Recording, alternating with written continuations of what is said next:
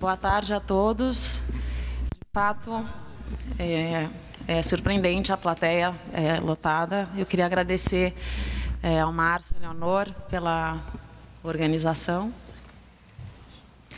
Mais uma vez, a dedicação especialmente a Leonor, que com toda a precisão e todo o carinho organizou cada detalhe desse evento.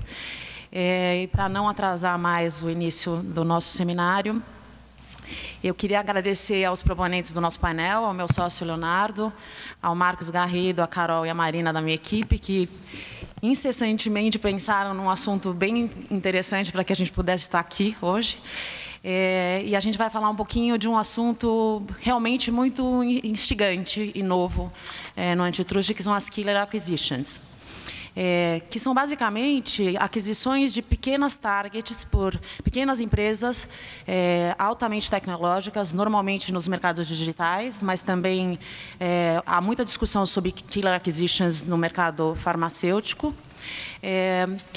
E a gente discutiu um pouco como que os métodos tradicionais antitrust hoje utilizados nas diversas jurisdições podem e se podem, ou se são suficientes para continuar analisando esse tipo de operação. Que ocorre normalmente quando as targets não atingem os critérios de notificação, quando elas realmente ainda não são vistas como rivais, pelo menos não para o público geral, exceto pela teoria, pelo próprio comprador, e quando não há no mercado ou disponível para as autoridades evidências, fatos ou informações suficientes para que essas operações possam ser devidamente analisadas do ponto de vista concorrencial. Então, para esse fim, nós temos aqui uma mesa bastante rica, onde nós teremos visões de vários aspectos. Nós teremos visões do ponto de vista econômico, então a gente tem aqui conosco a Camila Pires Alves, e eu vou tomar a liberdade de ler o currículo dos nossos convidados aqui. A Camila é economista e doutora em economia pela Universidade Federal do Rio de Janeiro. Atualmente, ela é professora adjunta do Instituto de Economia da UFRJ e coordenadora e pesquisadora do GDEC, Grupo de Direito Econômico e Concorrência, também do Instituto de Economia da UFRJ. Entre 2011 e 2013, ela foi cedida ao CAD, onde atuou como economista-chefe adjunta e economista-chefe. Em 2005, ela trabalhou na SEAI, no Ministério da Fazenda, na área de controle de concentrações, e também foi professora da UFRJ e visiting scholar na Washington College of Law, American University, em Washington. Bem-vinda, Camila. Do outro lado do continente, um pouco mais para cima, da onde estamos, nós trouxemos o Christian Catona, que todos nós já conhecemos de outras temporadas, especialmente o pessoal do CAD. O Christian é Counsel for International Antitrust in the Federal Trade Commission Office, na área de International Affairs. He leads the FTC participation in the OECD Competition Committee, and previously, Christian served as an attorney in the FTC Bureau of Competition, investigating and litigating mergers and acquisition in the healthcare, consumer goods, and retail industries. Antes disso, o Christian foi um advogado no Will Gotshal e Mendes. Acho que em Nova York, Christian? Washington. Ele tem vários law degrees na University of Virginia School of Law, na University of Constance, na Alemanha, na Paris Panthéon, na França, e na LT University, na Hungria. Atualmente, ele está pursuing a PhD on International Merger Control at the George Washington University. It's enough, hein, Christian? Acho que sim. Do lado das nossas autoridades, a gente tem o prazer de ter na mesa o nosso superintendente-geral, recém-reconduzido, Alexandre Cordeiro Macedo, que possui dupla graduação em Direito e Economia, é doutorando em Direito Econômico pela Universidade Federal de Minas Gerais, mestre em Direito Constitucional pelo Instituto Brasileiro de Direito Público, pós-graduado em Processo Administrativo Disciplinar pela Universidade de Brasília. É visiting scholar e International Fellow do Global Antitrust Institute de Antonin Scalia Law School, George Mason University, em Washington, D.C. E, finalmente, mas não menos importante e não menos relevante, na nossa mesa, nós temos o Tilman Khan, vindo da Europa, do White & Case. Ele é sócio no White & Case e é baseado em Düsseldorf e Bruxelas. Ele tem uma vasta experiência em merger control review, em investigações de cartéis, em condutas verticais, assuntos de dominância unilateral, e apelações civis e litigation na Europa. E vai nos trazer a visão dele sobre a perspectiva europeia. E aproveitando que a palavra ou a descrição recai sobre Tillman, eu gostaria de te perguntar ou te pedir para que você nos conte de onde vem essa discussão de killer acquisitions. Thank you very much, Chris, and apologies for not speaking Portuguese. Thank you very much to the IBREC committee and everybody for inviting me. It's a real pleasure and an honor to be here with these esteemed colleagues. As the outsider here coming from Europe, I get the hardest question, right? Where is this discussion coming from? It's almost a philosophical question. I think a couple of things are coming together here, and I think the first thing we need to do is distinguish a little bit two sides of the debate, and we'll be focusing on one here. This term killer acquisitions is being discussed in two main industries. Originally, at least in my view, it came up in the pharmaceutical industry, where the issue is relatively straightforward. You have a company that has an existing pharmaceutical product on the market, and that company acquires another company that has a pipeline product, and if and when that comes to market, it will compete directly with the acquirer's product. So the concern here is pretty much like an acquisition of a potential competitor. What will happen to this pipeline product after the transaction? Will the acquirer kill it, make sure it doesn't come to the market so we can continue to reap monopoly profits from its existing drug? There's a couple of issues with that. The theory of harm, so to speak, is relatively clear, but I think there are a lot of evidentiary issues around that, and we may get into that later. In the tech industries, I tend to call this debate a debate about zombie acquisitions, not really killer acquisitions, because the concern there is less that a big tech company buys a startup company and shuts their product down. And the issue is more, it will actually keep it alive, but that startup company's product or service will not become such a strong independent competitor that it may actually overtake the acquirer's market position. So in a nutshell, making it very simple, Facebook or Google buy a startup and thereby prevent that startup from becoming the new Facebook or Google. So I think that's generally what we need to distinguish. I think it's two different issues that we're facing, and we'll talk about the tech acquisitions on this panel. Where does it come from? I think the pharmaceutical discussion has inspired the discussion a little bit. Well, and then it gets very subjective. So where is it coming from? I think a couple of things happened. First, I think overall, the debate about innovation, and especially in Europe, about why does Europe have very few digital companies of world scale, and why are the Silicon Valley giants getting bigger and bigger? And the same goes for the Chinese, the so-called BAT companies, Baidu, Alibaba, and Tencent. And what's happening there? Is there still a level playing field? Are we missing something? They're acquiring, as Tommaso Valletti, the chief economist at the time at DG Competition in Brussels, said, they're acquiring a new company every 3 weeks. And we have really looked into cases only once or twice in the last decade. Are we missing something there? The other thing that people started to realize is that in these digital mergers, it's much harder to determine, are the acquirer and the target actually competitors? Is it more a conglomerate merger? With the traditional methods of market definition, it's much harder to determine that. And very often you don't have the data because these markets are so uncertain, you don't know what the market outcome will be. Where is MySpace today? Where is Yahoo today? That you get the sense of how can I do a predictive exercise, which merger control is, and make sure that I'm catching every harm that could happen.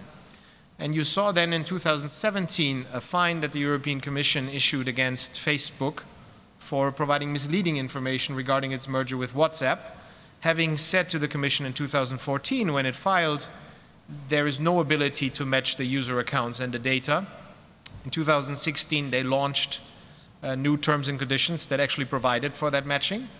And the Commission determined that already in 2014, people at Facebook were aware that this was possible, and on that basis issued that fine. So again, this sense of we're missing something, we're not predicting this in the right way. And then the last thing that came together in 2017, and I see several people in this room that have suffered through this case from various perspectives like I have, the agricultural mergers, Dow DuPont and Bayer Monsanto in particular, that stirred a big debate about how to analyze innovation competition and merger control. So that brought the topic also up on the agenda. And I think from there the discussion started, and I guess it started most intensely in Europe and then spilled over to the US, to Brazil and other places. Thank you, Tillman. Realmente é uma discussão que surgiu na Europa e toda essa discussão que acabou vindo também para nós no relatório recente do BRICS, a menção a operações nos mercados digitais e alguma orientação sobre como as autoridades brasileiras pretendem ou começam a pensar a respeito da necessidade ou não de se preocupar com esse tipo de aquisição que não é capturada pelos critérios de notificação da lei e que só poderiam ser capturadas se houvesse talvez uma alteração legislativa ou alguma regulamentação específica em relação a elas.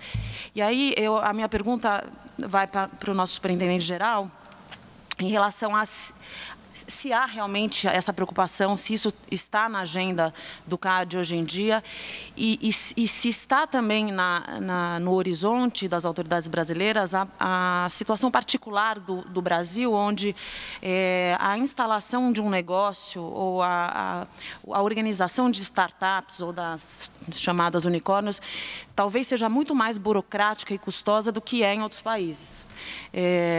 Do que é, por exemplo, nos Estados Unidos. Então, uma aquisição de uma startup depois de um determinado momento de desenvolvimento, e daqui a pouco a Camila vai falar um pouco disso, não seria um mecanismo de manter essa empresa, de fato, competitiva? Então, não seria...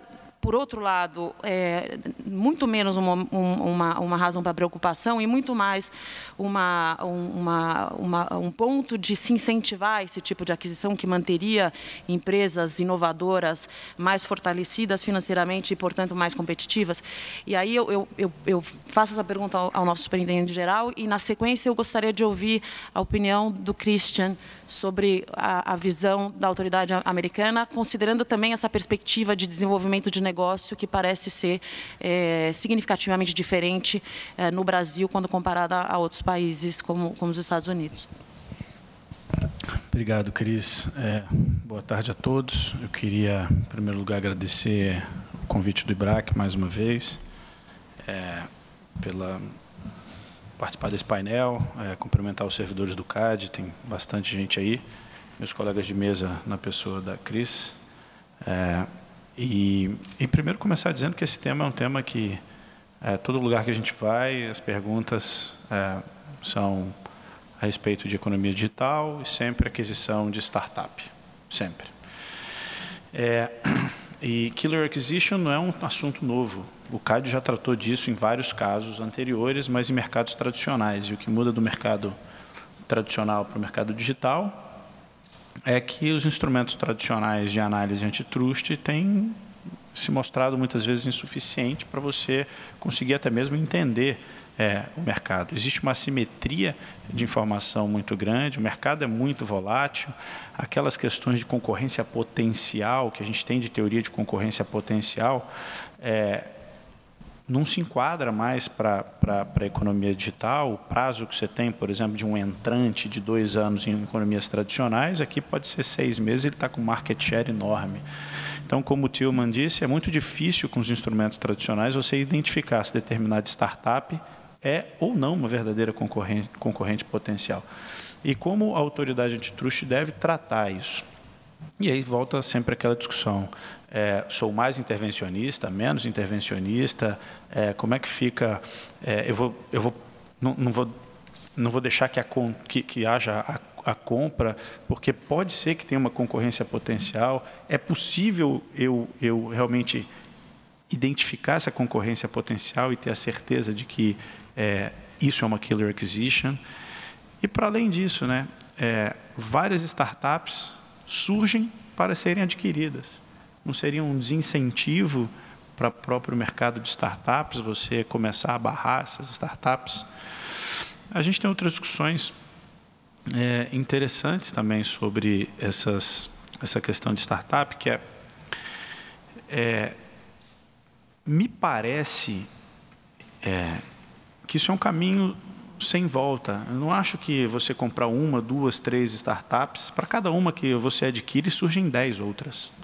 É lógico que depende do tempo de maturação dela, você pode ter um problema maior ou menor, mas surge uma startup, ela é adquirida, várias outras vão surgir, e assim tem acontecido, por exemplo, nas fintechs, que era uma preocupação muito grande, continua sendo, mas você tem percebido várias startups surgindo com potencial disruptivo e competindo aí com os grandes bancos. E aí a pergunta que vem é: como o CAD deve tratar isso? Eu devo me preocupar mais com esse tipo de aquisição, e geralmente essas startups não têm faturamento, e pelo fato de não ter faturamento não passa no critério de notificação. Eu devo usar lá o inciso 7 e chamar essas operações para serem analisadas no CAD, ou devo alterar o critério de faturamento, o critério de notificação, colocando, por exemplo, um critério de valor da operação. Exemplo, o Facebook e o WhatsApp não passou pelo CAD. Não tinha faturamento.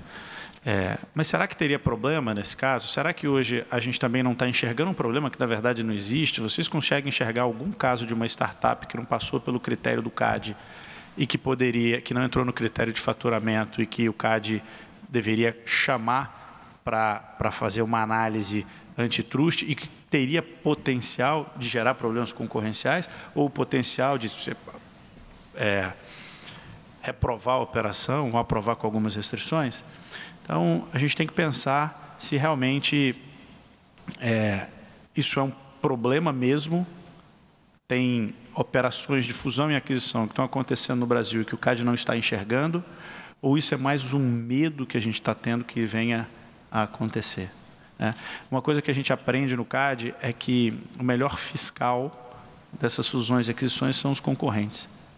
Então, sempre, quando o CAD não está vendo, chega uma denúncia lá dizendo: olha, fulano comprou o ciclano e está aqui, dá uma olhada. A maioria das vezes o CAD vai ver e não encontra problema concorrencial, ou não só não encontra problema concorrencial, como a gente percebe que muitas vezes é uma forma da disputa do mercado, alguém tentando instrumentalizar o próprio CAD para poder criar tem uma briga privada e levam isso para o CAD para escalonar a briga, enfim. A gente tem que pensar se isso é realmente um problema ou não. Eu não tenho...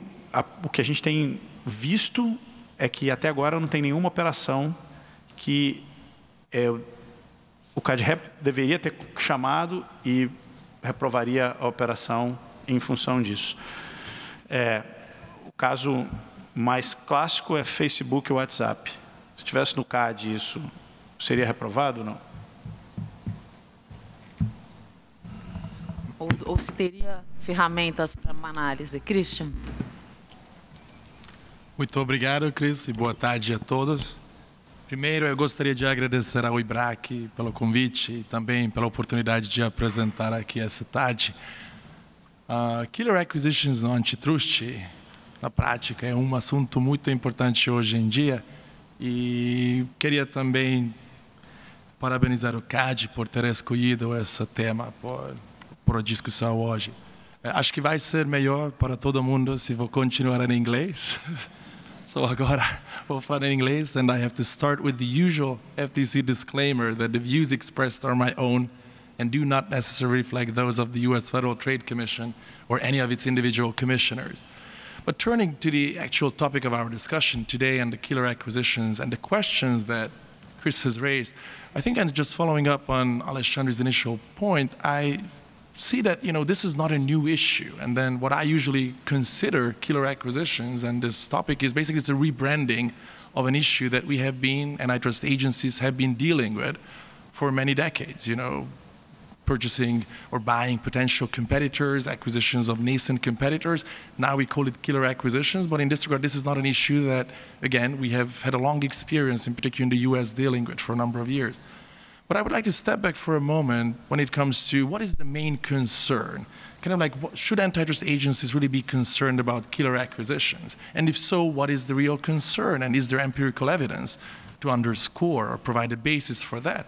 And in that regard, the key concern here is stifling competition or stifling innovation. It really is all related to innovation. And let's see the economic literature, whether it provides any empirical evidence to provide a basis for this question. Do killer acquisitions stifle innovation in the marketplace? I would like to step back for a moment and see, and we all think about how entrepreneurs, startup companies can innovate. And in general, there are two paths or two ways for them to do that. On the one hand, one innovation path is creating something, innovating something that will compete directly with an incumbent platform. And there's another way, which is creating and innovating something that will complement an incumbent platform, and that's probably often the case, for example, in operation systems. When we think about how entrepreneurs and startups think about innovation, is there a difference between these two paths of innovation? Is one better than the other? And most importantly, is it the competition agency that actually has to look into this issue? Or is it the entrepreneur, as we often see, that startups create something often so that it will be then purchased by whether it's the incumbent or another company? In that regard, will it be the role of the competition agency to decide in between these two innovations? And there is absolutely no literature and no economic underpinning to say that the competition agency should be deciding between these two different paths of innovation. There's another very common concern and question that we hear about when we talk and discuss killer acquisitions, and that is the general concern that acquisition of nascent competitors necessarily will reduce competition. This particular issue, or this particular sentence, would actually have two key elements, which we often hear about and often commentators take for granted. One is that small firms are necessarily more innovative than big ones. They kind of punch above their weight when it comes to innovation. And the second one is that perhaps more concentrated markets are less innovative than ones in which there's less concentration. And this particular argument is often coined terms in between, Kenneth Arrow, one of the Nobel Prize-winning economists, who actually supported the fact that perhaps small firms are more innovative than big ones, versus Schumpeter, who often people coin with the idea of monopolies being more innovative in the marketplace. But it's very important to talk about the fact that when we look at the actual economic evidence and their writings and the economic literature on this topic, they use a number of variables. They use a number of different scenarios, and this is not as straightforward as people and commentators often put the two together in a stark contrast. When we look at economic studies and the economic literature, it's very important to see that there is no simple relationship between innovation and market structure. There are papers, economic papers, all over the place. So it's not a surprise that they can be cited for different purposes, because you will likely see papers focusing on different issues in innovation and market structure. Some that will say that in a perfect competition marketplace, there will be more innovation. In an oligopolistic market, perhaps there will be more. And others actually do show some evidence that perhaps monopolists will be the ones who will innovate more. There are a number of economic journals and articles in that. I looked at many, literally dozens of them. Probably the one that I found most useful was from Wesley Cohen, who looked at 450 economic articles focusing only on the following thing: how market structures and innovations are correlated. From all of those 450 or so papers, are there basically key lessons that one can learn? And again, he who also acknowledges that in addition to the 450, there are a number of others, basically there is no clear evidence that either of the two assumptions would be true. What many economic articles from Carl Shapiro and others in the United States, but internationally as well, have seen that, again, there are many markets in which it's the monopolist who will really maximize innovation. And in others, it's a perfect competition model that will lead to maximizing innovation. And in others, it's an oligopolistic one. So there are a number of variables that often depend on the actual innovation, the industry, and the firms as well. And market structure in that regard can play an important role, but in and of itself, that will not provide the answer to whether more concentrated markets, for example, will be less innovative or not. What does it lead to when we actually talk about competition enforcement? And the answer is likely, it depends. I think it's an answer that it really depends on whether one will like or not. If you're a lawyer and you're billing by the hour, I guess the answer, it depends, will be godsend. If you are a company that actually employs people and pays people by the hour, it is really a nightmare for you. And if you're an academic, you can enjoy the hundreds of other papers, and it might be, clear path to tenure. But when it comes to the real answer of how competition agencies should take into account the market structure and innovation questions, it really is, they have to do what, for example, US FTC and a number of other agencies have been doing for a number of decades, look at matters, and everything has to be valued on a case-by-case basis in a particular matter. What happens when there are new developments in the marketplace, new disruptive innovation? For example, a couple of decades ago, when, as many of you know, are aware of the Microsoft case in the United States, when that case was litigated, commentators often said, how will the antitrust agencies be able to deal with the technological difficult issues in that particular case? Will they be able to understand how these markets work? And when you look at how it works in practice, agencies often provide guidance on that when it comes to innovation. The 2010 US Horizontal Merger Guidelines have a particular section focusing on how innovation will be taken into account as part of the merger analysis by the antitrust agencies, the US FTC and DOJ. Also, if you look at actual results, for example, between 2004 and 2014, looking at 10 years of all the merger challenges the FTC has met, there were 164 merger challenges the FTC had. 54 of those, in 54 of those merger challenges, the FTC claimed that there was harm to innovation, 1/3 of all of those, which means you really have to look at these matters on a case-by-case basis and see if market structure, potential harm to innovation will play a role in the merger analysis. And then just one last point, if I can make, which is when it comes to how agencies look at these particular market and dynamic markets, whether there is any way to be concerned about them, I think a very important lesson that we all have to keep in mind as competition enforcers is that it's a constant exercise to make sure that you reassess, self-assess, and self-evaluate that the tools you have serve the purposes that you have, for example, in your laws and rules and practices. Is there any need to adjust those? And you see that, for example, a number of agencies all over the world these days are beefing up their teams focusing on digital issues. Or they concentrate within their particular agencies expertise, experience, and knowledge about technology markets. One example is my own agency, the Federal Trade Commission, which earlier this year established a task force, the so-called Technology Task Force, for the following purposes. One, to monitor technology markets, and when warranted, investigate matters in those particular markets.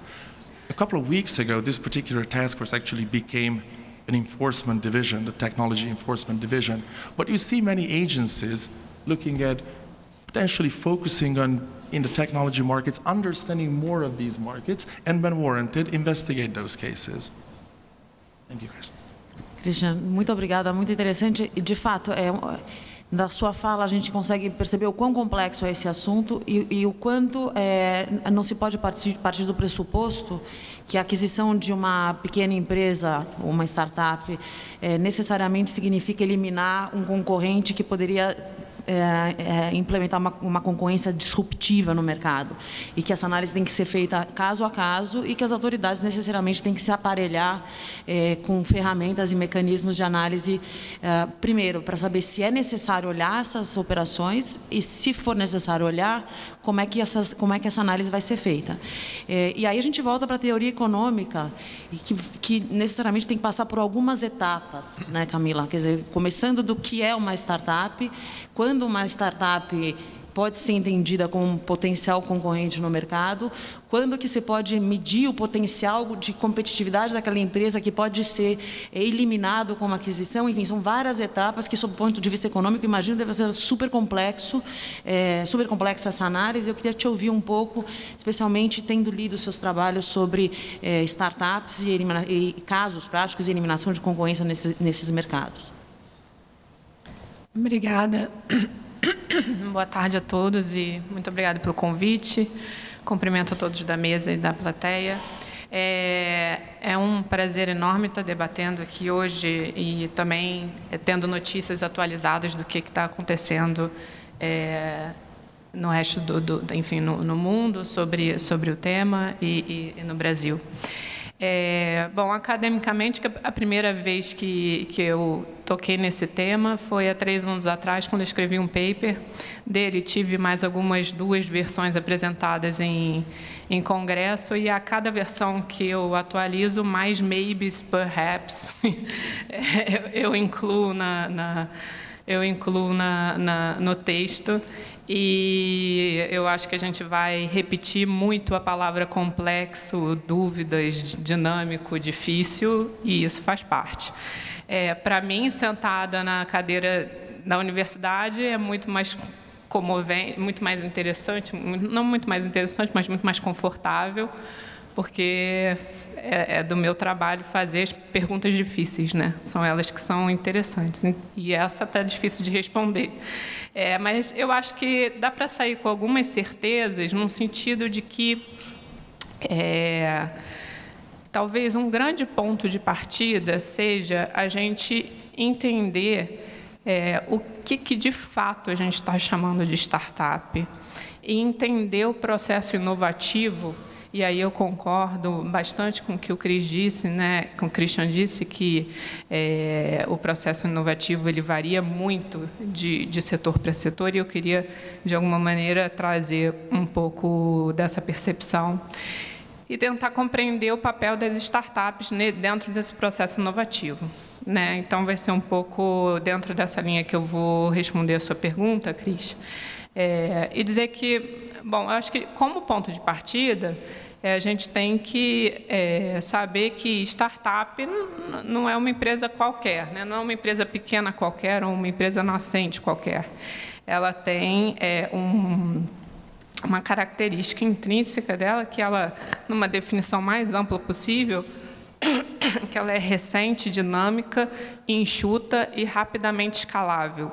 O que significa isso? Significa que quando um inventor ou um possível futuro inovador cria uma startup, a intenção dele é ser disruptivo e no futuro grande, ou disruptivo e no futuro ser vendido para alguém que é grande e compre ele por um alto valor. É a intenção dele, que é diferente de uma empresa nascente num setor tradicional, né, que não seja inovativo. Então, ainda que muitas vezes em altas taxas eles não logrem sucesso, né, muitas startups morrem nas suas fases iniciais, é isso um pouco que está na cabeça do inovador, né, rapidamente escalável. E o ser transitório é muito importante na definição de startup. A outra coisa, então, a contrapartida de ser comprada é muito importante, né? Inclusive para o surgimento dessa ideia. Outra coisa, eu falei aqui em inventor e inovador, porque isso é bastante relevante. Então, quando uma startup nasce, ela nasce a partir de uma ideia. Enfim, quem entende, eu não sou especialista em teoria da inovação, mas quem mexe com isso, teoria do empreendimento, do empreendedorismo, né, enfim, sabe que uma startup parte aquela ideia de garagem, de pessoas criando alguma coisa na garagem do MIT, fazendo um algoritmo, né? A gente tem um pouco dessa visão, né? Mas as startups elas têm essa parte de ideação, né? de pensar o produto ou o serviço, mas ela tem uma fase significativa e que, enfim, de pensar em colocar esse produto no mercado e dele ser escalável e ter fases de crescimento, que a gente diz, né? Então, a primeira coisa que a gente precisa diferenciar é que a invenção não é uma inovação. Então, acho que, sob o ponto de vista antitruste, a ideia do produto, da inovação, no sentido de que aquela invenção já tem uma exploração econômica e já foi levada ao mercado, é uma ideia importante como ponto de partida, porque ela elimina uma grande incerteza que está no debate, né? E aí, dentro do processo inovativo, depois da inovação, vem a difusão, que, enfim, e aí as escalas elas se tornam ainda mais amplas no alcance daquela inovação. E, pensando que as startups têm fase, e aí um pouco o artigo da Cris, enfim, traz um pouco isso, que é a gente pensar, e aí eu não conheço, eu gostaria de conhecer, mas de fato não sei se existe, se a gente consegue entender em que momento as startups são adquiridas. Elas são adquiridas no momento em que o crescimento exponencial já chegou a um ponto relevante, né? Ou elas são adquiridas num momento de imaturidade muito relevante em que a incerteza sobre o potencial competitivo delas é, de fato, muito grande, né? Acompanhando o que o Alexandre falou. E depois pensar quando que essa startup deixa de ser startup. É depois de um IPO? Se ela for adquirida depois de um grande IPO, faz diferença para a gente imaginar o potencial competitivo dela? Se ela for adquirida depois de um grande aporte de venture capital, faz diferença? Faz diferença se ela já é classificada como unicórnio, que, aliás, vai ter gente que vai dizer que o unicórnio nem é uma startup mais, mas isso não tem consenso. Aliás, unicórnios são adquiridas ou adquirentes, né? Na nossa preocupação. É uma startup que, se comprar, vai gerar talvez um potencial ou não, enfim, ponham aí questões. Então, assim, eu acho que a gente chama startup muitos modelos empresariais inovativos, né? E acho importante a gente trazer um pouco para essa questão. A gente pensa em idade, não, aquela empresa é muito nascente. Se a gente pensar numa startup pharma, ela demora muito mais tempo para ser levada ao mercado do que uma startup high-tech, né? Completamente o oposto, na verdade. Leva 10 anos para ela amadurecer, passar pelas fases de teste, etc. Enquanto que na tecnologia isso acontece de uma maneira muito mais vibrante, né? Agora, de fato, é caso a caso e eu acho que o grande X da questão é a gente conseguir, de alguma maneira, qualificar o debate para a gente conseguir, quem sabe mesmo, avaliar os graus de potencialidade dessa competidora, né? E os graus de incerteza sobre esse potencial competitivo, né? Pegando aí pelo ponto das fases. A outra questão que é interessante é um pouco trazendo a discussão do Christian, que o processo inovativo ele é muito diferente de setor para setor, né? Então, os economistas não têm mesmo nenhum consenso sobre a relação entre estrutura e inovação, principalmente nos estudos agregados, né? Aqueles que não fazem controle por especificidades do processo inovativo para cada tipo de setor, né? Mas isso, e por que isso? Porque o que importa para a inovação ser bem-sucedida muda muito de um setor para o outro, né? Então, por exemplo, a gente tem setores em que você precisa e tem disponível, por exemplo, regimes de aprovabilidade formais, né?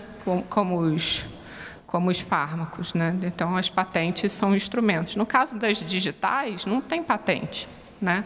Então, a própria venda de uma startup é uma forma do inventor ou do inovador se apropriar dos lucros que ele gostaria enfim, de oferir. Obrigada. Então, bom, e aí, partindo disso, a gente vai ter setores em que, de fato, a inovação ela vai ser muito mais interessante, né? Muito mais provável de acontecer a partir daquelas pequenas, dos novos empresários, né? das pequenas empresas na garagem ou que tem uma capacidade de dinamismo maior, ou a gente vai ter mercados em que não, em que a inovação ela acontece de maneira cumulativa, né? Naqueles setores em que a empresa precisa ter sido inovadora antes para conseguir inovar novamente, que você tem, que a gente chama de um processo cumulativo, como, por exemplo, os setores mais tradicionais. Ainda que a gente tenha que fazer um parêntese que hoje as empresas, startups de tecnologia, elas estão se embrenhando nos setores tradicionais também, né? Mas elas estão fazendo isso de várias formas, mas também mecanizando e operacionalizando melhor processos produtivos, automatizando, na verdade, né? Mas a gente consegue segregar. E um terceiro modelo, que eu acho que é um modelo que talvez seja assim, que a gente precise olhar com mais carinho, e se é o caso dos mercados digitais, um pouco na linha do que o Alexandre falou, são os modelos à la Chimalance, né, que vai entender que a competição não é pelo mercado e não no mercado, né? Então, você vai ter, na verdade, um monopolista que vai ser sempre contestado por uma pequena empresa inovadora, e aquela pequena empresa inovadora vai pegar o lugar dele, e aí, se a gente enquadra um setor com essa característica, talvez adquirir essa inovadora é muito ruim, sob o ponto de vista da concorrência potencial, né? Bom, sob o ponto de vista da eficiência, acho que é um pouco isso que a gente está trazendo, né?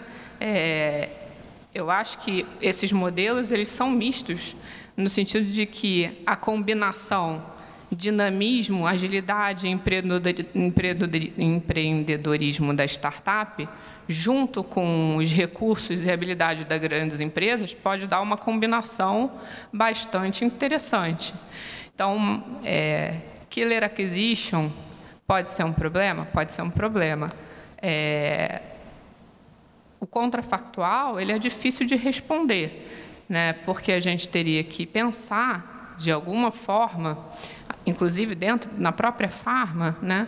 Se aquela empresa conseguiria sobreviver, lançar seus produtos, né? Se não tivesse sido adquirida pela empresa farmacêutica dominante, né? Porque, às vezes, ela tem capacidade inovativa para lançar o produto, mas não tem capacidade inovativa para levar o produto ao mercado.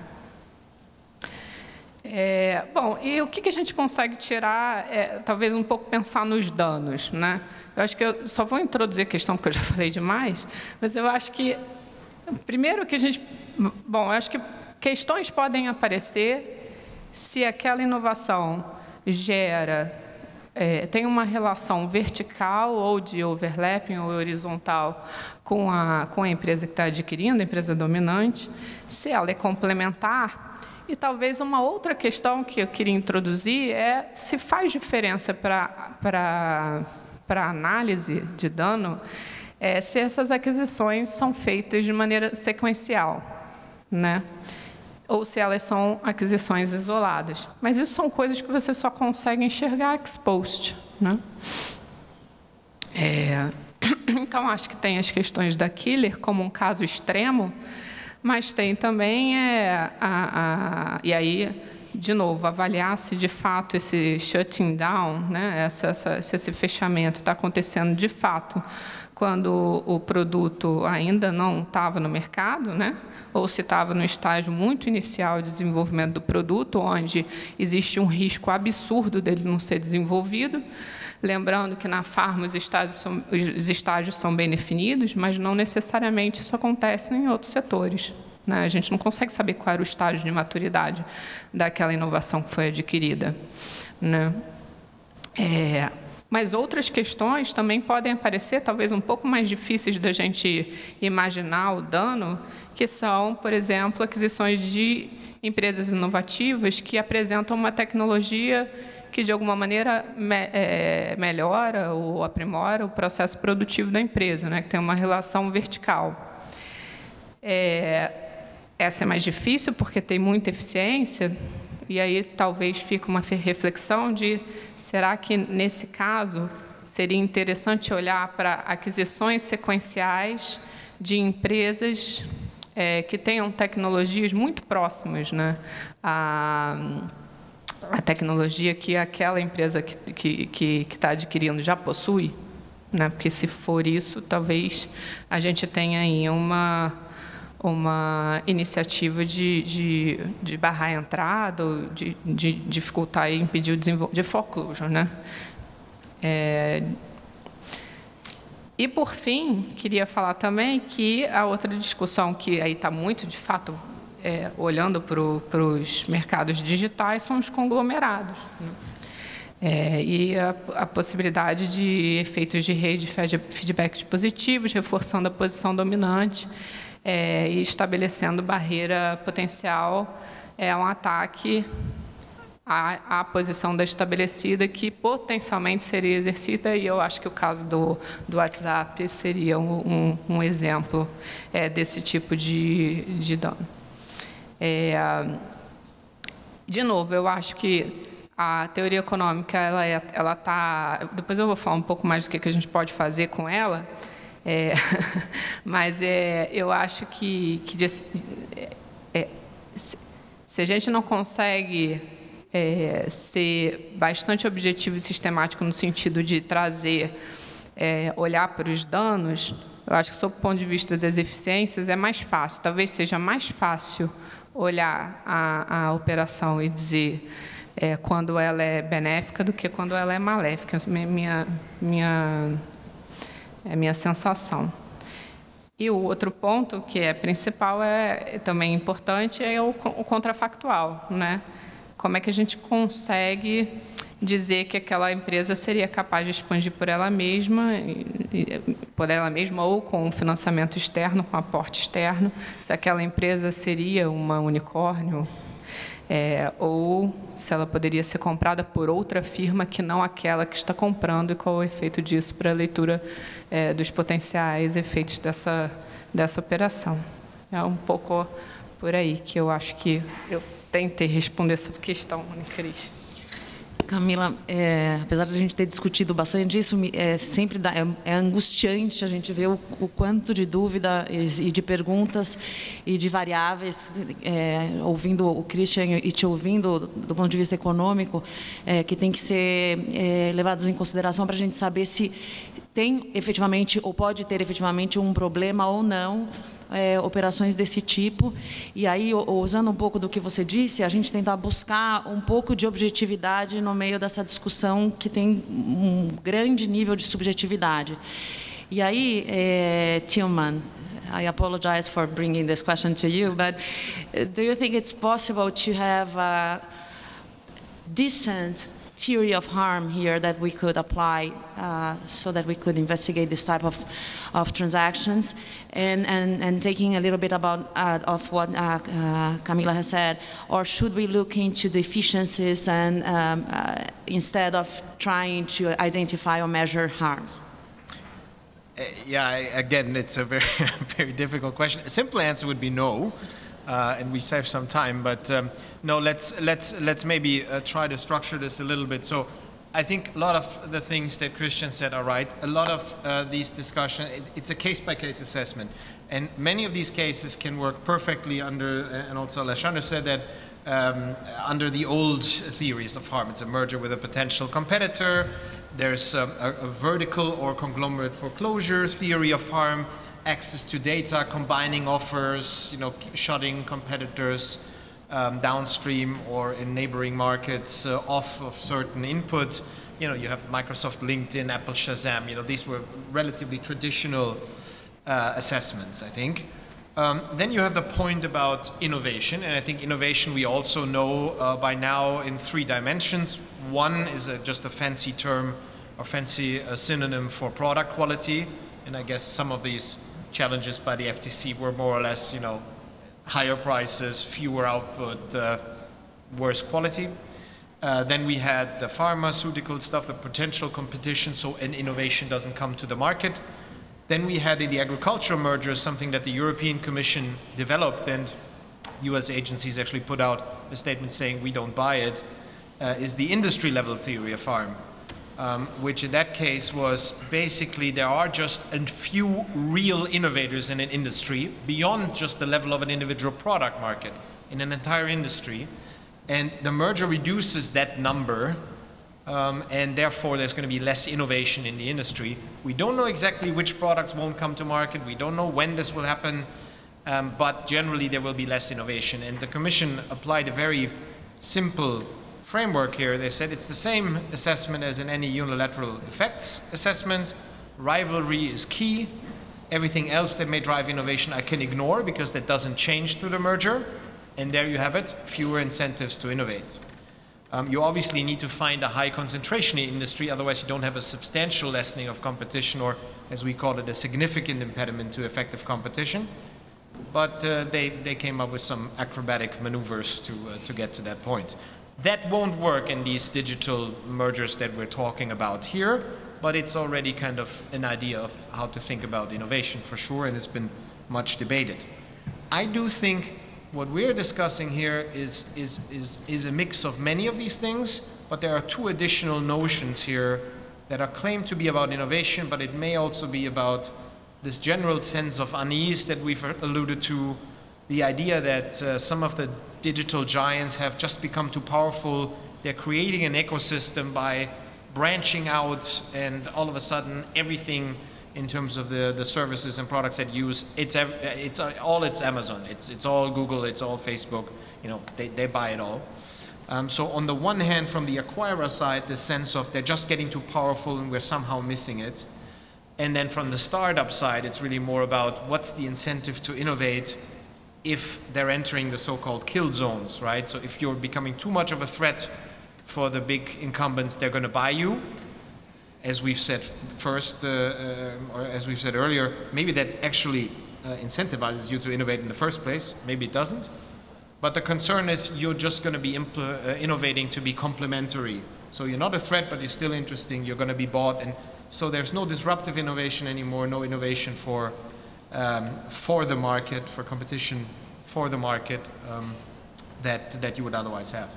So that's the thinking, and I think bottom line is we have absolutely no data, and we have no way to predict this because we just don't know what the market outcomes will be at the point in time that you're assessing this merger, and that's why we're discussing whether we need different tools or different rules to deal with these things. I won't preempt that debate, which we'll have in a minute, but I must say that if we're thinking about major changes to rules, I want to see some evidence that there is a problem that we can't tackle otherwise. Because just this sense of somebody's getting too powerful or we're missing something shouldn't be enough to throw overboard well-established and court-tested principles of antitrust law. Eu acho que essa, de fato, é a visão nossa como advogados, porque não gostaríamos que os nossos clientes fossem investigados por cada aquisição que eles fizessem, sob a presunção de que eventualmente possa haver uma diminuição na concorrência. Mas talvez essa não seja a visão das autoridades. Então, eu gostaria de ouvir o Christian e depois o nosso superintendente Alexandre, sobre se, diante de todas essas questões, se de fato não valeria a pena pensar em critérios adicionais ou complementares de notificação que pudessem filtrar e capturar essas transações. Cristian, você mesmo mencionou na sua fala o número de transações que acabaram sendo investigadas nos Estados Unidos. Em algumas delas, ou numa boa parcela delas, um terço que você disse, em que houve problemas, ou seja, há um certo número de transações que podem estar acontecendo e podem estar gerando problemas. O quanto valeria a pena o esforço da autoridade em incrementar esses filtros, levando em consideração que já há países como a Áustria e a Alemanha que implementaram filtros complementares dentro dos seus arcabouços legislativos, como, por exemplo, o valor da operação ou preço da aquisição, e não há evidência empírica de que isso tenha aumentado o nível de controle de operações que possam efetivamente causar problemas concorrenciais. Obrigado, Cris. I think with regard to your question, it's a very important one, whether it's important for the agencies to think about what antitrust tools they currently have and whether they need to be adjusted in any way to make sure that, you know, they're effective enough and you reach all the mergers that you want to review. I think the answer to that is certainly yes. Agencies have to consider and think about that, but there is, as I mentioned before, this constant self-assessment, self-evaluation exercise that agencies should be doing anyways. Many of you might have heard, you know, the agency I work at, the Federal Trade Commission, over the last year and a half, for example, conducted a series of hearings. You know, it's called the Competition and Consumer Protection in the 21st Century, a series of hearings. It was 14 hearings focusing on many of the exact same issues we're discussing over the next couple of days here, different aspects of digital competition issues. And for example, one of those hearings specifically focused on nascent competition and potential competition issues. We have to discuss those and see if we have what we have as tools right now, are they up to the task? Do they need to be adjusted in any way? And I think it's very important that agencies do that regularly to make sure that in case they miss something, they can address those issues. For example, over the last couple of decades, you know, the Federal Trade Commission has done that. For example, in 2008, 10 years ago, 11 years ago, we've done the so-called hearings of FTC at 100. In 1995, the so-called Pitofsky hearings, and all of these were with the same exact mindset to see if there are any particular transactions, anything that would be missing. The Antitrust Modernization Commission that you might be familiar with in the United States, in 2007, its final report also said that the antitrust tools the agencies have, the Federal Trade Commission and the Department of Justice have, are able to cope with the challenges in different types of marketplaces, including in dynamic markets where intellectual property or innovation issues could be very important and should be taken into account as part of the merger analysis. But when it comes to dynamic markets, it's very important to see what kind of mergers, what kind of acquisitions can often be potentially anti-competitive. And on the one hand, what we often see is mergers between, you know, direct competitors. One is kind of like an incumbent company, and one is perhaps a startup company.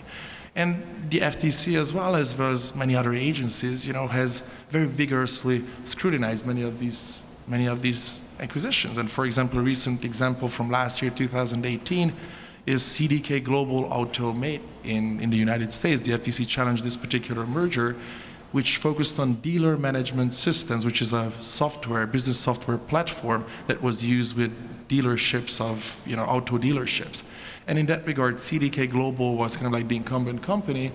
Automate was a new company that within a very short period of time immediately gained significant market share. It offered lower prices. It provided very helpful, you know, terms for business on very flexible terms, and it also provided excellent customer service. So the FTC challenged this merger based on the fact that there was direct competition between a startup and already an incumbent. Other types of mergers that agencies often in this space can be concerned about and are concerned about is mergers that eliminate a potential competitor. I'm not going into details on that, but we've heard from Tillman as well that often is the case in the pharma space, where, you know, there are a number of those examples by the FTC and other agencies challenging those particular acquisitions. And very importantly, we should also keep in mind that there can be mergers in which two potential competitors in an emerging market and an acquisition of those potential competitors can be challenged. An example is the 2013 case, the FTC, you know, challenged the merger of Nielsen and Arbitron, for example, which the two companies were working on cross-platform measurement services, which would actually have viewer information, cross-platform, merged into kind of like a significant platform that would include TV, internet, and other platforms as well. This would be an emerging market, and these would be potential competitors, but again, the agencies should be able to reach some of those mergers as well. When it comes to tools competition agencies can use in this regard, I think there is one extremely important, which, for example, in the United States and in a number of other jurisdictions, is whether the agencies can go after consummated and non-modifiable mergers. Chris already mentioned it in her initial introduction.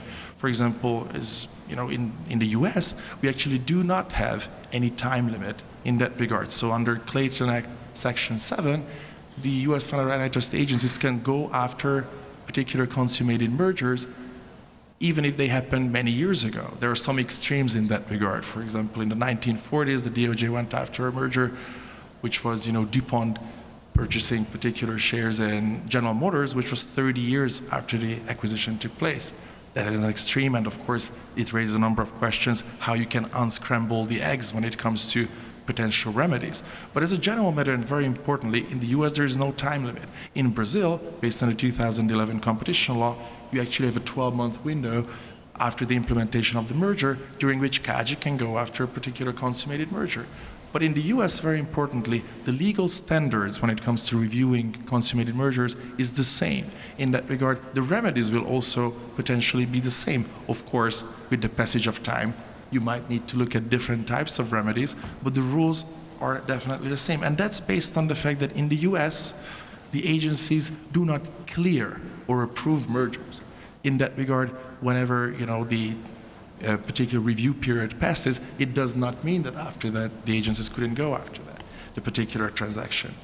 One very important other tool that I would like to talk about, and it often is overlooked when it comes to killer acquisitions, is the enforcement and looking at acquisitions and acquisitions of killer acquisitions or potential competitors under monopolization and abuse of dominance rules.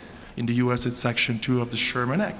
Because under certain circumstances, the acquisition of a nascent or a potential competitor may constitute anti-competitive conduct with the goal of maintaining, monopoly position for the particular incumbent in that place.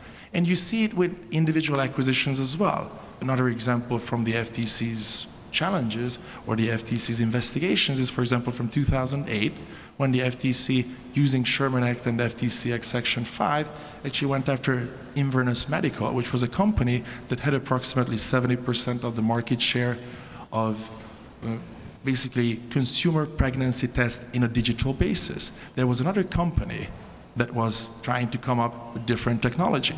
However, this particular transaction was challenged by the FTC under Sherman Act and Section 2. And when it comes to individual acquisitions, I want to point out one more thing, which is often what an issue is, or what often commentators talk about, and Tillman mentioned as well, how often, for example, some companies purchase others, like smaller companies that perhaps have smaller market shares in the market as of today. When it comes to series of acquisitions, Sherman Act Section 2 and similar abuse of monopolization and abuse of dominance rules can also serve a role that when it can be difficult for an agency to focus on one particular transaction, which one would be the one that would be substantially lessening the competition in the particular marketplace. However, when you look at a pattern and a series of transactions, maybe that would be the element that would be actually to maintain monopoly position in the particular marketplace anti-competitively. And just my very last quick point, and I'm sure Tillman will talk more about this, but right now as well, when it comes to revising thresholds or adding new transaction value-based thresholds, we have an experiment going on right now, in Europe, with Germany and Austria having implemented those merger thresholds in 2008, 2017. And within the first 18 months of those two countries, having had these transaction value-based notification thresholds, you see that I think in Germany it was 10 matters that were notified under the new threshold. All of them were cleared in phase 1. unconditionally. And then I think in Austria it was 13. When you look at the total number of particular mergers that are notified in those jurisdictions, I think it's about 1,200 to the Bundeskartellamt every year, and I think about a third of that, about 400 in Austria. So they really represented a small fraction, but I think it's very important to see for agencies that think about how to catch transactions that could be potentially anti-competitive, to see what the others that already have implemented these rules are doing and what their experience is. Thank you, Christian.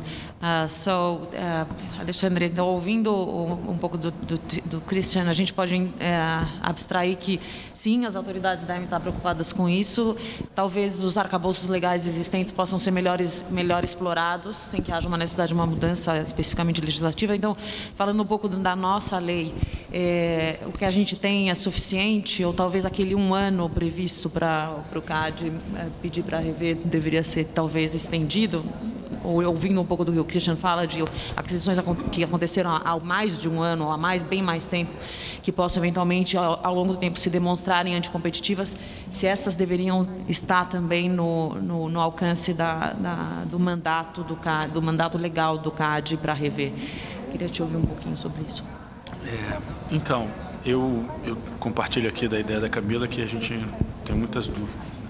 A gente não sabe realmente o que seria melhor, se fazer uma alteração legislativa. Não sei se a gente tem dados suficientes para fazer um trabalho empírico e mostrar que operações com valores altos também deveriam, mesmo que sem faturamento, deveriam fazer parte do critério. Se isso teria algumas, o CAD precisa trabalhar isso de uma maneira mais séria, e ele tem feito isso, né? A gente tem alguns estudos lá dentro, estudos internos, que tem tentado identificar, a gente tem tentado ser mais proativo, identificar algumas operações que a gente poderia utilizar um pouco mais o inciso 7, e aí entra a discussão, será que 1 ano não é pouco?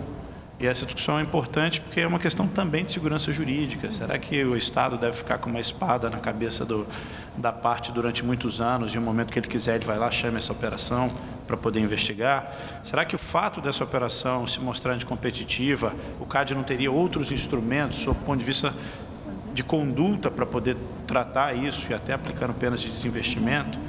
Então, eu não sei qual seria realmente a efetividade de fazer uma alteração legislativa para melhorar os critérios, ou acrescentar alguns critérios de notificação.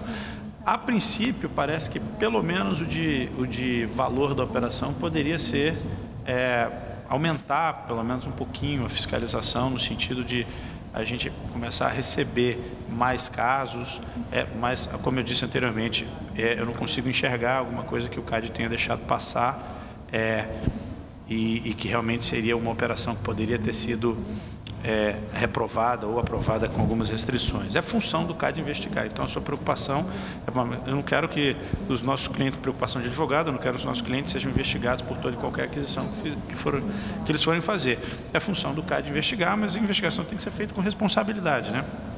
Em regra, essas investigações começam com denúncia, né? O CAD não sai abrindo processo administrativo nem inquérito de qualquer jeito. A partir do recebimento da denúncia, a gente faz uma investigação muito, muito preliminar, especialmente ato de concentração. A gente oficia as partes, e a partir daí a gente começa a entender, não, peraí, tem razoabilidade ou não isso aqui, vamos investigar mais. E aí abre os procedimentos necessários para que a gente aprofunde nas investigações. Um exemplo disso foi uma aquisição que a gente recebeu uma denúncia de que deveriam ter notificado o CAD, e não notificaram, que duas empresas de patinetes se juntaram em alguns mercados relevantes, formavam até um monopólio. E a gente ficou na dúvida se a gente analisaria ou não essa operação, se chamaria ou não, muito embora o critério de faturamento estava muito abaixo dos limites que a gente tinha. E a gente percebeu que esse é um mercado que está em plena evolução, um mercado que tem um monte de gente entrando, que não faria o menor sentido o CAD chamar essa operação para dizer, notifica e está tudo certo. Qual o sentido disso, né? Qual a eficiência do CAD fazer isso? Então, e a gente tem, lógico, essas preocupações, né? Mas a gente tem que ter muita responsabilidade para não sair gerando um pânico no mercado. A taxa de notificação não é uma taxa barata, é uma taxa baixa, isso gera custo para a empresa, então não dá para o CAD sair brincando de investigar fusão e aquisição, que sequer vai ter uma possibilidade de reprovação ou de algum remédio, né? Só parar para você pensar os dados estatísticos que a gente tem, né?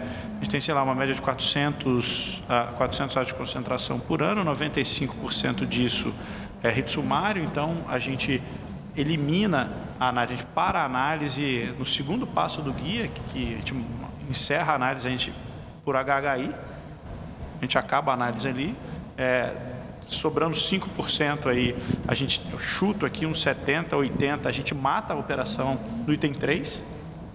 Então, o que sobra é muito pequeno e, de repente, eu não sei se isso é fundamento para a gente poder tentar fazer um grande esforço para mudar os critérios ou sair aí investigando tudo, porque possivelmente os números também vão se refletir ou até vão ser mais ainda radicais em relação àquilo que a gente não chamou para dentro, que não foram notificados efetivamente, né? E quando a gente fala de concorrência potencial, você pegar a jurisprudência do CAD, é raríssimo você achar uma discussão sobre concorrência potencial, até em mercados tradicionais. É difícil você, eu estou aplicando um remédio aqui, eu estou reprovando a operação em mercados tradicionais, porque aqui tem uma tese de concorrência potencial. Quando é que o CAD faz isso? Quando tem uma aquisição em sequência, caso, por exemplo, da JBS.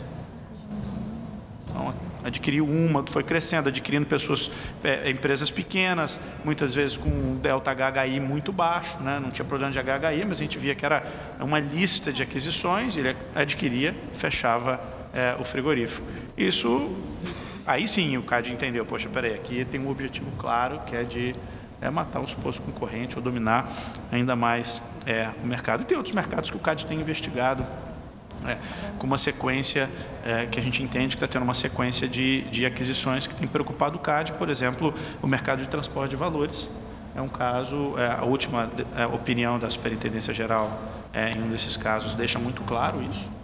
Naquele evento que a gente estava sobre poder coordenado, essa nota inclusive trata um pouco dessa questão.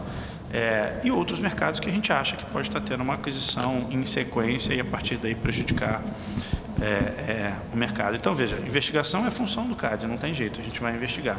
Mas investigar com muita responsabilidade e a partir de identificar ou não os elementos necessários para entender que uma operação pode ou não ser reprovada, se a gente já tiver dados suficientes, a gente mata a investigação ali. Se não, aí sim, a gente vai aprofundando nas investigações até chegar a um determinado momento que vai dizer, olha, realmente você tem que identificar, porque isso aqui pode ter problema. Raro acontecer? É só olhar os dados estatísticos. É possível?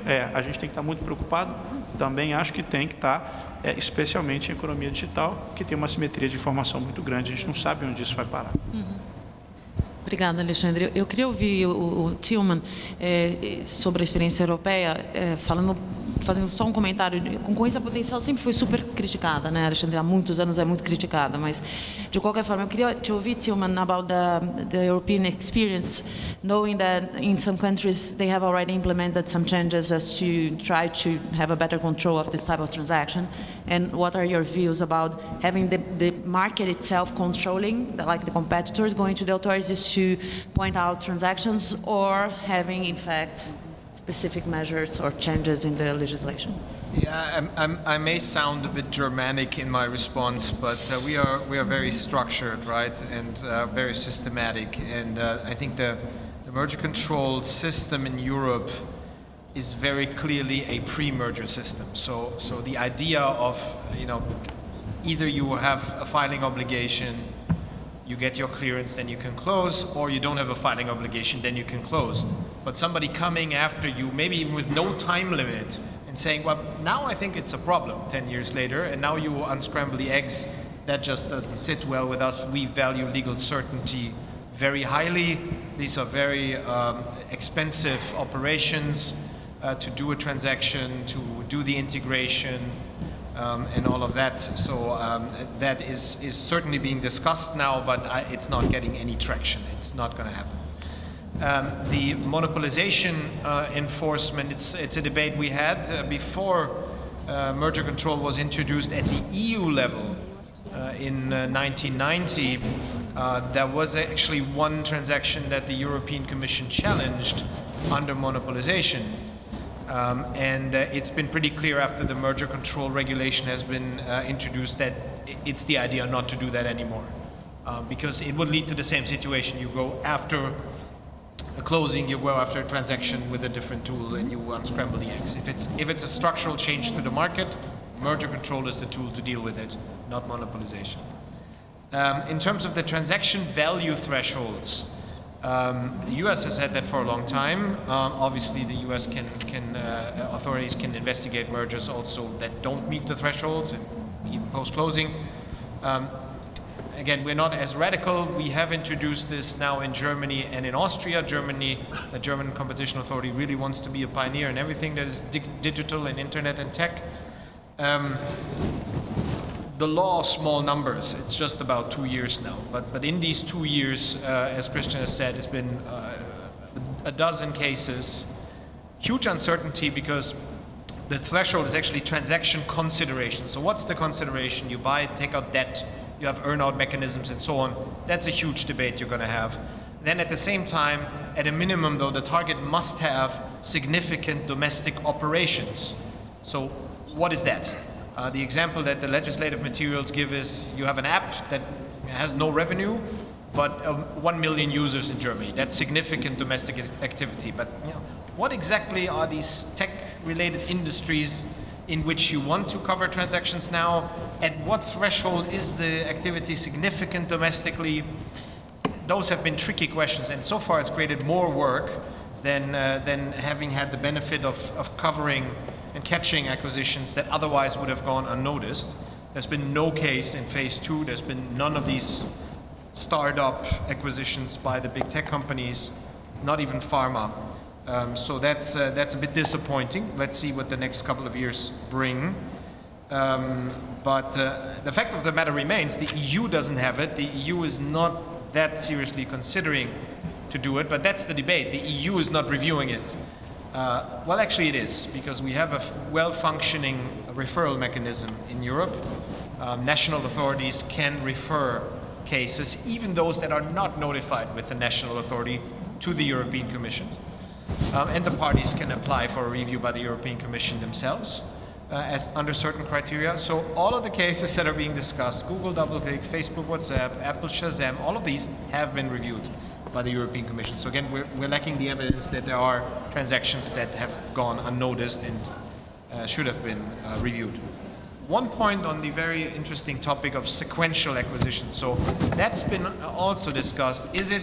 Should it be a criterion to block a merger, a theory of farm-based substantive criterion to have to say there's a pattern of strategic acquisitions of startups?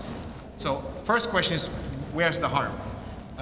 If the harm is that I'm buying small companies that I think are going to be a threat to my business model, and I know better, I have more data, I can predict the future better than anyone else, and I buy these guys, then I understand at least where the argument is coming from. That is one suggestion that has been made. It's basically been unanimously rejected. I think there are 2 or 3 reasons. One is another point that Christian mentioned, causality. Why is it this acquisition that I'm intervening against and not a previous one? The second one, and this is coming back the loop to pharma, is evidence.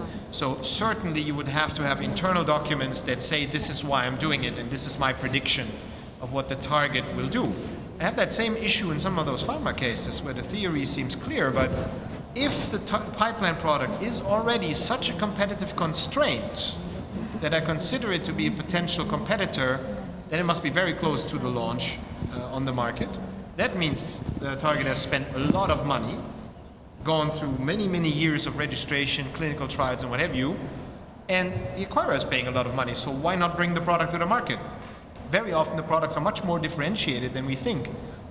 They may tap into other potential. Think about antidepressants. Some just don't work with certain patients, and a new drug may work very similarly, but somehow work better with a group of patients that don't really see the light with some of the other medicals. The other thing is, how successful would the target have been? they will have sales prospects, they will have sales forecasts in their internal documents, but we know how that goes. They're always too optimistic. They want to get funding, and we've tried this in a case. We've said, well, look at this is the prospect now. Look at the last 3 pipeline products that they had and the forecast that they had 3 years earlier. They've never made even 25% of what they were thinking, but how does that prove that this time it will be the same? So you're getting into that discussion, and then in Europe we have a major issue, I think, in terms of due process is the agencies looking at internal documents, doing their own interpretation, and there's no depositions of witnesses. You cannot introduce evidence saying, this is the guy who wrote it, this is the guy who received it and took decisions based on this document, and this is how they see it. That's party advocacy, it's not evidence. Even where we introduce transcripts from DOJ or FTC depositions, that is not treated as evidence, that's party advocacy. So basing a case largely on internal documents that you don't have an opportunity to cross-examine, you don't have the opportunity to bring witnesses, I think that's really remarkable and really not something that antitrust agencies should be doing. Com certeza. Eu preciso seguir as normas do seminário. Não olha brava para mim, Leonor. A gente tem ainda outras questões para discutir, mas eu gostaria muito de passar a palavra para vocês e já vejo uma mão levantada lá atrás para perguntas. Acho que é o... Tudo bem? Alô? Oi. Gostaria de parabenizar os painelistas pelo excelente painel. A minha pergunta é para os 2 panelistas brasileiros, a Camila e o Alexandre, a respeito do seguinte aspecto. A economia brasileira é bem pouco inovadora, considerando aí parâmetros internacionais, número de patentes, rankings e assim por diante, e também o ambiente de negócios do Brasil, de acordo com certos rankings internacionais, dificulta o desenvolvimento aí de novos negócios. Deveriam esses fatores serem levados em consideração em critérios de análise desse tipo de aquisição, quer para facilitá-los, quer para dificultá-los? Obrigado. Obrigada, Paulo. É difícil. Eu acho que a gente precisa primeiro entender os impactos. Eu acho, indo um pouco atrás, eu acho que a gente não chegou num ponto em que a gente consegue avaliar os efeitos, seja em qual economia for, os efeitos de ser mais ou menos intervencionista, inclusive ser menos também tem efeitos, né? Responder essa pergunta, ela ainda não tá concreta, eu acho que em qualquer que seja a economia, né? Eu acho que, no caso brasileiro, a gente tem, sim, um baixo nível de inovatividade, né? Enfim, isso é conhecido. Mas, por outro lado, a gente tem um número razoável de unicórnios. Eu acho que são 8 unicórnios. Assim, se a gente pegar isso no mundo, não é, em países comparáveis, não é pouco, né? E a gente, de alguma maneira, vai ter que lidar com essas questões. Em algum momento ela vai aparecer para a autoridade, né? Então, a minha posição é que, mesmo com esse cenário, e talvez com esse cenário que você apontou, a gente tem que ser ainda mais cuidadoso nas nossas decisões, né? Falando enquanto país, né? Porque, na verdade, eu não decido nada. Mas acho que é um pouco isso. Sobre os limites de transação, você falando, fiquei pensando, vou compartilhar, porque agora é o momento de compartilhar ideias que vêm à cabeça, né? Se a gente define um valor de transação, aí eu pergunto se vocês acham que isso seja razoável. Será que a gente define será que a gente define um teto? Será que a gente vai incentivar empresas adquirentes de startups a pagar menos do que elas pagariam? E segunda pergunta será que de alguma forma vão existir outras soluções contratuais para absorver essa tecnologia que não seja pela aquisição? Eu acho que é uma pergunta que foge à cabeça do economista, mais para os advogados, assim, que talvez na mesa possa pensar um pouco comigo. Porque, e aí, voltando, eu acho que a gente precisa, de fato, amadurecer. Uma coisa que eu ia dizer é que a gente está no momento que a gente não pode cobrar muito da evidência econômica, porque ela não foi construída, talvez porque também, não só porque o tema é recente, mas talvez porque não exista o dado, né? Na farmacêutica é mais fácil, como o Tilman falou. Em outros setores, talvez seja impossível. Talvez mesmo só a autoridade consiga, a partir de estudos de casos, né, aqueles market inquiry, talvez. Como é que você vai chegar a um número de operações envolvendo mercados digitais e saber se eles foram, assim, talvez pode ser que a gente esteja cobrando demais do que papers empíricos podem fazer, mas obviamente depende do setor. E acho que também qualquer conclusão vai estar associado ao setor, né? Não vai dar para generalizar, como a gente tem falado muito por aqui. Mas eu concordo, acho que não dá para fazer nada sem evidência, né? Sem algum tipo de evidência. E no tocar do evidência também, a gente vai ter, se for para enfrentar esse debate, a gente vai ter que ser menos exigente no nível de evidência que a gente traz, no caso, evidência econômica quantitativa, porque ela não vai existir, né? Então, vai ser um outro tipo de análise, né? Completamente diferente da análise que a gente está acostumado, que a gente tem empreendido, né? Então, acho que, respondendo a sua pergunta, acho que a gente tem muito o que estudar, e acho que as especificidades brasileiras são importantes, que a gente tem menos inovação no Brasil do que no resto do mundo, a gente inova muito pouco, tem vários problemas, várias razões para isso, mas as startups são importantes, elas crescem e a gente tem aí algumas marcas de sucesso. Paulo, eu vou tentar ser bem direto na resposta. É o seguinte, eu não sei, por que mais direto é impossível. Mas por que eu não sei, assim, porque pelo que eu entendi da sua pergunta, o fato do Brasil não ser um país para beginner, nós temos uma barreira à entrada que é difícil criar startup aqui, não é isso? É a sua pergunta. Será que eu deveria considerar isso como uma barreira à entrada numa aquisição de uma startup, dizer como a gente tem pouco startup, está adquirindo uma, tem um efeito muito maior do que em outros países, que tem 10, 20, 30, enquanto aqui a gente sai com 4, 5? Eu não sei se isso é uma análise, se eu for considerar isso como barreira à entrada, e trazendo para o mercado de startups, especialmente a economia digital, ela não se enquadra no guia. Então, passaria claramente no nosso... A gente analisaria isso de uma maneira muito simples, não se enquadra no guia de barreira à entrada. Mesmo porque startup pode, como eu disse anteriormente, em regra, 2 anos você pode ter um crescimento muito grande de uma startup, 6 meses pode ser uma eternidade nesse mercado, né? Então, não sei, o fato nós já analisamos isso de uma certa forma em alguns mercados, por exemplo, a dificuldade de se, especialmente em mercados regulados, né? A dificuldade de se criar uma empresa em determinado mercado, ou isso é analisado como barreira à entrada. Então, pode ser que sim. A pergunta é muito genérica, assim, poxa, é difícil, a gente tem pouca inovação, burocracia grande, é difícil investir, é difícil inovar. Essas questões genéricas do custo, que a gente chama de Brasil, né, dessa máquina difícil de rodar, isso pode ser considerado como uma barreira à entrada.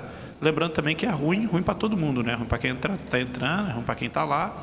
Então, não sei, o CAD analisa a barreira à entrada. Em alguns mercados, realmente, ele considera a burocracia como sendo um entrave, e aí a gente acaba colocando isso na análise, dizendo o seguinte, olha, aqui tem uma licença, a licença tem que tirar, ela demora 1 ano e meio para poder tirar a licença, a média. Então, isso pode ser considerado, sim, um problema. Obrigada, Alexandre. Acho que o Tillman quer fazer um pequeno comentário a respeito. Just one. Thank you for the translators. If they translated well, I have a comment. So I think this is something we started with, and you mentioned about country-specific reasons to look into this and maybe look at it differently than in other countries or regions. I do think there's an industrial policy dimension to this debate. We had that in Europe as well, and that's what gives me real concern. We live in a time where industrial policy is trying to get their clutches around merger control concepts, and we had that with Siemens Alstom. We have that with our topics. But here in Europe, we have now a commissioner reappointed that, in addition to be the competition commissioner, is in charge of advancing the European Union's digital agenda. And we've seen it in the innovation merger cases before, where political goals infect the theories of harm, and that gives me a huge concern. I'll give you another example. One of the conferences that was not mentioned as a big international conference, it may be more than 350 people, is the biannual conference of the Bundeskartellamt in Berlin. And we had invited the CEO of Spotify to speak about why don't we have more European digital companies that are of world scale. Spotify is from Sweden. The guy spoke the entire 30 minutes about the complaint that they had filed with the European Commission one day before against Apple, in front of Ms. Vestager, Mr. Mundt, and everybody else. And when he was trying to somebody forced him to answer the original question. What he said was, we have to create a level playing field between the US tech giants and the Chinese that are state-funded and the European companies. And the way we do it is by enforcing the antitrust laws. That was his symbiosis, let's put it that way. And that's certainly a driver behind this discussion of killer acquisitions as well. Fully appreciate, and I think it's the role of the antitrust authorities to keep markets contestable, to make sure that somebody with deep pockets doesn't buy up competition and cements market dominance. But whether that's the case in an individual transaction, that's the tricky question. And if we let these industrial policy considerations infect merger control, we lose at least on one thing: predictability and legal certainty for the job that we all have to do to advise the companies to think about these transactions. And we may also be losing out on innovation, because innovation is an uncertain process. As Christian said, in many scenarios it may be better for innovation to have fewer competitors, because one risk that you're facing is somebody else comes up with the innovation first. You don't know what the markets will look like 5 years from now, so you may be doing something bad by intervening too much. Thank you, Tillman. I'm just seeing that's over. Eu ia passar para a plateia, mas nosso tempo realmente esgotou. Pode ser mais um? Se alguém tem mais alguma pergunta? Se ninguém tiver, eu tenho. Então, a minha pergunta é uma pergunta que é a seguinte: considerando a dificuldade de se aferir efeitos de mercado nesse tipo de transação em mercados digitais, seja porque eles são muito novos, seja porque são mercados tecnológicos, será que seria justo inverter o ônus da prova? Então, as partes de uma determinada operação investigada deveriam provar que ela é pró-competitiva ou pelo menos neutra, ao invés das autoridades terem que provar que ela efetivamente pode causar um problema? Eu começo, por razões óbvias, pelo Alexandre, mas eu gostaria que os demais comentassem, se quiserem.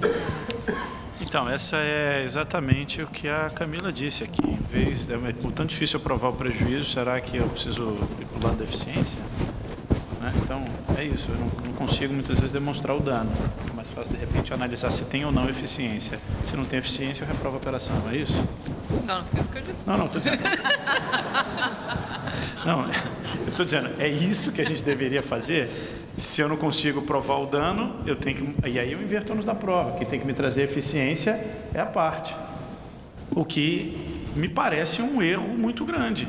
Eu acho que não é isso que tem que... Ufa, né? Tudo bem. Me parece um erro muito grande. Eu acho que é difícil você trabalhar dessa forma, invertendo o ônus da prova, mas isso pode ser uma questão de política, né? Antitruste, dependendo dos possíveis prejuízos que isso possa gerar e de como esse mercado vai estar, como vocês não sabem, como o mercado vai estar daqui a 5 anos, então é melhor não intervir, porque se intervir a chance de você cometer um erro é muito grande. A pergunta que a gente sempre faz se a autoridade antitruste não tem condição técnica ou, sei lá, por conta da inovação, porque não tem informação, não tem dado suficiente de chegar a um resultado muito claro para dizer o seguinte: essa operação tem algum problema, será que ele aprova tudo? Ou ele vai se antecipar ao problema e dizer o seguinte: eu vou realmente inverter o ônus da prova e deixo que me mostre que essa operação é eficiente. Se ela não for eficiente, eu reprovo, mas é uma questão de política, é uma decisão que a autoridade antitruste tem que tomar, do seu ponto de vista de política antitruste. Na minha opinião, me parece, pelo menos para esse momento, completamente equivocada esse tipo de análise e inversão do ônus da prova nesse aspecto. Obrigada, Alexandre. Não sei se vocês querem comentar. Quer? Sure. I think my answer is going to be very quick, probably just one sentence that I think even before thinking about this, I think, reversing the burden of proof, I think we would need to have at least 2 things, and one of them, also following up on what I said before, is that these acquisitions actually slow innovation. We do not have any economic literature basing any of these results. And then the other thing is that if we would introduce some kind of default blanket prohibition of these kind of acquisitions, that on the other hand would actually promote innovation. And the answer to that is the same. We actually do not have anything as economic basis or empirical evidence supporting that particular point. So that is a very quick answer to that. But we wouldn't even go into further. Thank you, Christian. Chairman, any comment?